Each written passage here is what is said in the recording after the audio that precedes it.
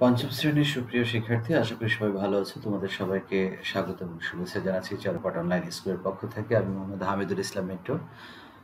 আজকে পঞ্চম শ্রেণীর গণিত বই থেকে অনুশীলনী ৯ এর আরও একটা সৃজনশীল বা যোগ্যতা ভিত্তিক প্রশ্ন অর্থাৎ সৃজনশীল ৩ তোমাদের সামনে উপস্থাপন করতে যাচ্ছি। এই অনুশীলনী থেকে ইতিমধ্যে আরও ২টি সৃজনশীল বা যোগ্যতা ভিত্তিক প্রশ্ন এবং তার সমাধান তোমাদের সামনে উপস্থাপন করা হয়েছে। আশা করি সেগুলো বুঝতে পেরেছো বা প্র্যাকটিস করেছো।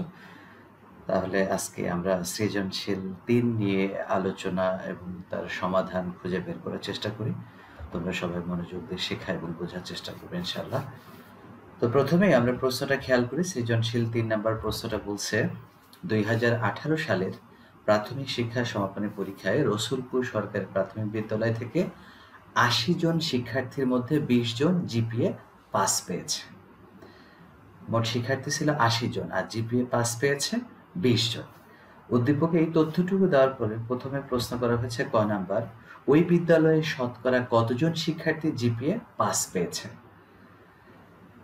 শতকরা কতজন পেয়েছে সেটা বের করতে হবে। আর খ নাম্বার প্রশ্নে বলছে ওই বিদ্যালয়ে ৬০% শিক্ষার্থী জিপিএ পাস পেলে জিপিএ পাস প্রাপ্ত শিক্ষার্থীর সংখ্যা কত হতো। ৬০% শিক্ষার্থী যদি জিপিএ পাস পেত তখন মোট জিপিএ পাস পাওয়া শিক্ষার্থীর সংখ্যা কত হতো সেটা বের করতে বলছে খ নাম্বার প্রশ্নে। তাহলে আমরা প্রথমে ক নাম্বার প্রশ্নটার সমাধান খোঁজার চেষ্টা করি যে শতকরা কতজন জিপিএ পাস পেয়েছে, যে ৮০ জনে যদি ২০ জন হয়। তাহলে চলো আমরা সমাধানে চলে যাই। প্রথমে লিখব ৩ নং প্রশ্নের সমাধান।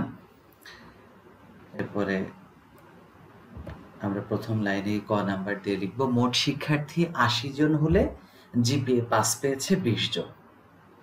উদ্দীপকে দেওয়া আছে। তাহলে ঐকিক নিয়মের সাহায্য নিয়ে আমরা এখন দ্বিতীয় লাইনে কি লিখব, যে সুতরাং মোট শিক্ষার্থী একজন হলে জিপিএ পাস পেয়েছে কম, তাই ডান পাশের সংখ্যা ২০ উপরে যাবে আর বামের যে ৮০ সেটা নিচে যাবে। এরপরে সুতরাং যেহেতু শতকরা বের করতে বলছে, কাজে ১০০ জন হলে জিপিএ পাস পেয়েছে কতজন সেটা বের করতে হবে। একজনের তুলনায় ১০০ জনে বেশি হবে, তাই ১০০ উপরে গুণ অর্থাৎ ২০ গুণ ১০০ নিচে ৮০। এখন কাটাকাটি করো। দেখো ২০কে দিয়ে যদি ২০কে ২০ দিয়ে ভাগ করি ১, ৮০কে ২০ দিয়ে ভাগ করলে ৪, এবারে ৪কে ৪ দিয়ে ভাগ করলে ১, ১০০কে ৪ দিয়ে ভাগ করলে ২৫।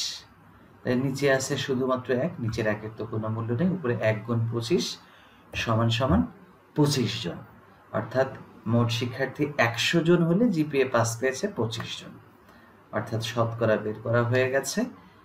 কাজে আমরা এখন উত্তর লিখে ফেলবো। উত্তর ২৫%। আমরা উত্তরটা এভাবেও লিখতে পারি যে ২৫%, অথবা এভাবেও লিখতে পারি যে শতকরা ২৫ জন জিপিএ পাস পেয়েছে। এই কথা শতকরা শব্দটা যদি বানান করে লিখি তখন আর পার্সেন্ট চিহ্ন দেওয়া লাগে না। আর যদি শতকরা শব্দটা বানান করে না লিখি তাহলে অবশ্যই পার্সেন্ট শব্দটা লিখতে হবে, পার্সেন্ট চিহ্নটা দিতে হবে উত্তরে, না হলে কিন্তু নাম্বার দিবে না। তাহলে উত্তর ২৫%। ক নাম্বার প্রশ্নে আমরা সহজেই সমাধান করে ফেলেছি। এবারে আমরা খ নাম্বার প্রশ্নটা যদি খেয়াল করি, খ নাম্বার প্রশ্নে কি বলছে, ওই বিদ্যালয়ে ৬০% শিক্ষার্থী জিপিএ ৫ পেলে বা পাস পেলে জিপিএ পাস প্রাপ্ত শিক্ষার্থীর সংখ্যা কত হতো যদি ৬০% পাইতো। তাহলে আমরা এই খ নাম্বার প্রশ্নের সমাধান খোঁজার চেষ্টা করি। যেহেতু শতকরা ৬০% দেওয়া আছে ওইটা দিয়ে অঙ্ক শুরু করতে হবে, কাজে খ নাম্বারে আমরা লিখব ৬০% শিক্ষার্থী জিপিএ পাস পেয়েছে। অর্থাৎ এই লাইনটার মানে কি, এই লাইনটার মানে আমরা লেখার চেষ্টা করব সেটা কি, যে মোট শিক্ষার্থী ১০০ জন হলে জিপিএ পাস পেয়েছে ৬০ জন। এখন কি বের করতে বলছে, যে জিপিএ পাস পেয়েছে কতজন সেটা বের করতে বলছে, কাজে ওটা ডান পাশে যাবে। তাহলে শুরু হবে তাহলে মোট শিক্ষার্থী দিয়ে। তাহলে এখন এর পরে আমরা লিখব মোট শিক্ষার্থী ১০০ জন হলে জিপিএ পাস পেয়েছে ৬০ জন। ঐকিক নিয়ম অনুসারে মোট শিক্ষার্থী একজন হলে জিপিএ পাস পেয়েছে কম, তাই ভাগ হবে, আর ভাগ হলে ডান পাশে ৬০ উপরে আর বামের ১০০ নিচে যাবে, এতজন।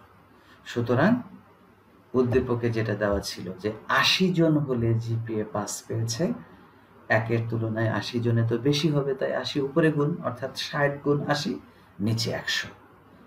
এখন কাটাকাটি করলে আমরা উত্তর পেয়ে যাব। দেখো 60কে যদি 10 দিয়ে ভাগ করি তাহলে হবে 6, আবার 100কে 10 দিয়ে ভাগ করলে হবে 10, এবারে 10কে 10 দিয়ে ভাগ করলে 1, 80কে 10 দিয়ে ভাগ করলে 8, নিচে আছে শুধুমাত্র 1, নিচের 1-এর তো কোনো মূল্য নেই, উপরে 6 গুণ 8 গুণ করলে 6টা 48, তার মানে সমান সমান 48 জন। যদি 60% শিক্ষার্থী জিপিএ 5 পেত তাহলে ওই স্কুলে মোট 48 জন জিপিএ পাস পেত, তাহলে উত্তর 48 জন।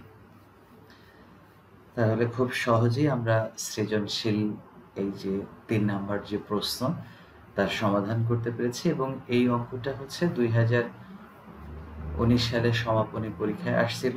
কাজে সমাপনী পরীক্ষাতে কিন্তু এই জাতীয় প্রশ্নই আসে, বুঝতেই পারছো, মোটেও কঠিন কিছু না। যদি বুঝতে পেরে থাকো, এর থেকে সহজ অঙ্ক আর হয় না। শর্ত একটাই, মনোযোগ দিতে হবে, বোঝার চেষ্টা করতে হবে, তাহলেই তোমরা অবশ্যই ভালোভাবে সমাধানও করতে পারবে এবং কনফিডেন্টলি পরীক্ষার হলে যেতে পারবে। তো তোমাদের জন্য অনেক অনেক শুভকামনা থাকলো। আজকে এ পর্যন্তই, দেখা হবে পরবর্তীতে নতুন কোনো ভিডিও নিয়ে। তোমাদের উদ্দেশ্যে আরও বলা, অবশ্যই তোমরা বেশি বেশি করে পড়াশোনা করো, বেশি বেশি করে অঙ্ক করো, কারণ পিএসসি পরীক্ষা খুব সামনে, খুব বেশি সময় নাই, হয়তো 2 মাস পরেই তোমাদের বা 3 মাস পরেই পিএসসি পরীক্ষা শুরু হওয়ার সম্ভাবনা খুবই বেশি। এই অল্প সময়ের ভিতরে তোমাদের সিলেবাস শেষ করে আবার রিভিশন দিতে হবে, কাজে বিন্দু মাত্র সময় নষ্ট করো না, সময়টাকে কাজে লাগাও। তো সবাই ভালো থাকো, সুস্থ থাকো, আনন্দে থাকো। দেখা হবে পরবর্তীতে নতুন কোনো ভিডিও নিয়ে, নতুন কোনো বিষয় নিয়ে। আল্লাহ হাফেজ।